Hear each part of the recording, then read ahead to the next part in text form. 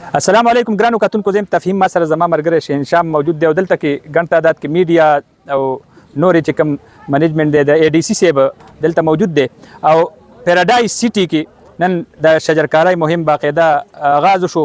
دلته کې هر کال چې شجرکاری مهم شروع کیږي نو پیراډایز سیټي هغه کې یک نمبر یو ټول ادارې مقامی سماجی شخصیات سټوډنټان دا راځي دلته کې حصہ لي. پیراډایز سیټي د نوخار یو ښکلی ځای دی، خاص کر د بوټي حواله سره، شینکی حواله سره، گرینری حواله سره، خایس حواله سره، غیر چاپیره غرونه او یو وادي ده. نو پرامن پرسکون دلته کې همیشه د بوټي تحفظ هم شوی دی. د ملک د نوخار د بیوټیفیکیشن حواله سره چې کومې منصوبې وي پیراډایز سیټي پکې پیشي.